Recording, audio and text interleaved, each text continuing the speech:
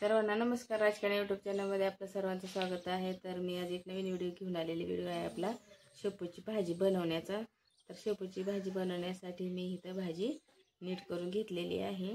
तर मी ही भाजी आता बारीक चिरून घेणार आहे व बारीक चिरून घेऊन मी लगेच ह्याला मुगाच्या डाळीमध्ये बनवणार आहे. तर पाहू शकता ही भाजी मी आता कापण्यासाठी घेतलेली आहे. तर थोडीशी मी कापली पण आहे इथं भाजी. तर आता अशाच पद्धतीने ही भाजी सगळी कापून घेणार आहे व लगेच आता ही भाजी ताजी मी बनवायला घेणार आहे. मुगाची डाळ टाकून ही मस्तपैकी मी भाजी बनवणार आहे. तर लगेच तुम्हाला मी ही भाजी कशी बनवत आहे ते दाखवत आहे. तर माझा व्हिडिओ कुठेही स्किप न करता मी भाजी कशी बनवत आहे ते तुम्ही पाहू शकता माझ्या व्हिडिओमध्ये. तर चला तर मग आता भाजी कापायला व बनवायला सुरुवात करूया.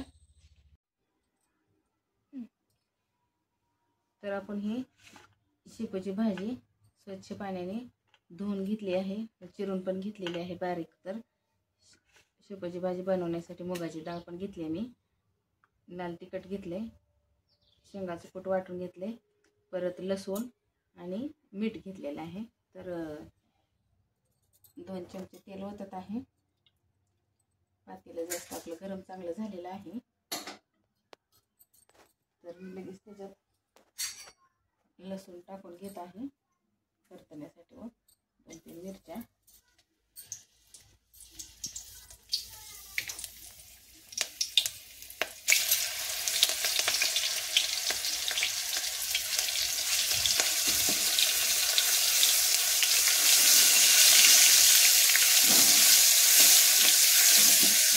लसूण थोडंसं लालसर करून घ्यायचं आपल्याला.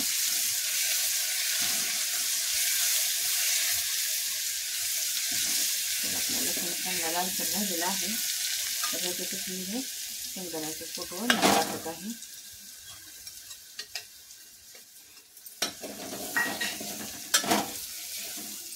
लाल तिखट पण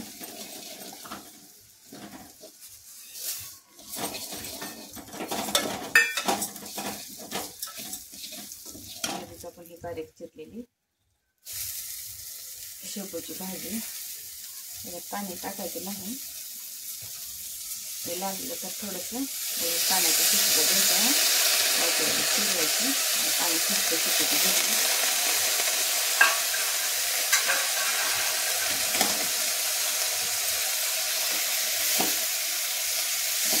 चांगलं करून आता परतून घ्यायचं, जेणेकरून डाळ शेंगदाण्याचं कूट हे सगळं आपण मिक्स होईल.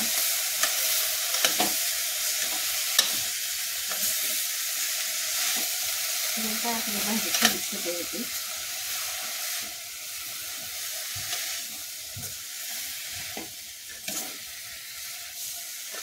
अशी सगळी भाजी करून परतून ह्याला 10 ते 15 मिनिटं असं प्लेट झाकून ठेवायचं.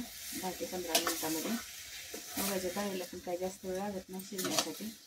जास्त गाळ करत बसायचं नाही. मुगाची डाळ पण जरा थोडी अर्धी कच्ची ठेवायची, म्हणजे चव पण छान लागते त्याच्यावर.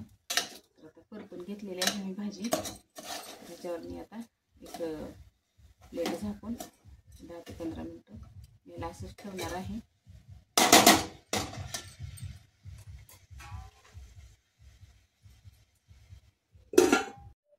तर आपली मस्तपैकी ही भाजी शिजून रेडी झालेली आहे.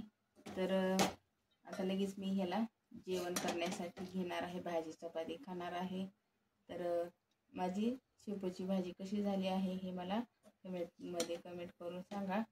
व माझा व्हिडिओ आवडला असेल तर लाईक व सबस्क्राईब करायला विसरू नका. धन्यवाद.